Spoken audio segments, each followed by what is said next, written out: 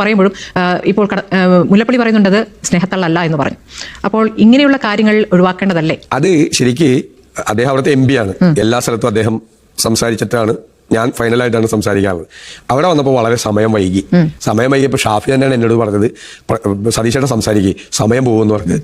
അപ്പോൾ ഈ അവിടുത്തെ പ്രമോദ് എന്ന് പറയുന്നത് ഞങ്ങളുടെയൊക്കെ സമകാലികനായിട്ടുള്ള സുഹൃത്ത് വന്നിട്ടില്ല, MP സംസാരിച്ചേ പറ്റുള്ളൂ എന്ന് പറഞ്ഞു സത്യത്തിലെ.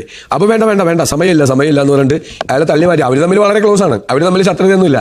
എന്നോട് ഷാഫിയാണ് പറഞ്ഞത് സതീശേട്ടൻ സംസാരിച്ചു വേഗം പോകും എന്ന് പറയും. അപ്പോൾ ആ ഒരു ടൈമിന്റെ ഒരു ബാലൻസിന് വേണ്ടിയിട്ട് പറഞ്ഞതാണ്. പിന്നെ ഇപ്പോഴത്തെ കാലത്ത് എല്ലാം വാർത്തയല്ലേ, എല്ലാത്തിനും വ്യാഖ്യാനമല്ലേ. ഇന്നലെ ഒരു സാധനത്തിന് AKG സെന്ററിൽ നിന്ന് ഇടുന്നതാണ്, ഞാനൊരു സ്ത്രീയുടെ ഒരു കഷ്ണം കടലാസ് മേടിച്ചു. അത് കഴിഞ്ഞിട്ട് ഞാൻ കുറച്ചു നേരം കഴിഞ്ഞപ്പോൾ ഞാനിത് കീറിക്കളയാണ്. ഒരു സ്ത്രീ തന്ന നിവേദനം എന്ന് പറഞ്ഞിട്ടാണ്. ഒരു സ്ത്രീ ഇത്രയും കടലാസിൽ എനിക്ക് നിവേദനം തരുമോ? അവരൊരു സാധനം എഴുതി തന്നാണ്. എനിക്ക് പറയാൻ ഒരു സാധനം, അവർക്കുള്ളൊരു പരാതി എഴുതി തന്നാണ്. സാർ ഇതൊന്നും ശ്രദ്ധിക്കണം, ഇന്ന കാര്യം എന്ന് പറഞ്ഞാണ്. അത് ഞാനല്ലാതെ വേറൊരാൾ കാണാൻ പാടില്ല. അപ്പൊ ഞാനിങ്ങനെ എടുത്തിട്ട് അത് കാണരുതെന്ന് തിരിച്ച്, എന്നിട്ട് ഇത് അവിടെ പോലും ഇട്ടില്ല, ഇത് കൂട്ടി പോലും ആരും വായിക്കരുതെന്ന് പറഞ്ഞിട്ട് ഒരു പ്രായമായ ഒരു സ്ത്രീ വന്ന് തന്ന ഒരു വിഷയത്തിൽ ഞാൻ ഇടപെടേണ്ട ഒരു കാര്യമാണ്. നിവേദനം അല്ലത്.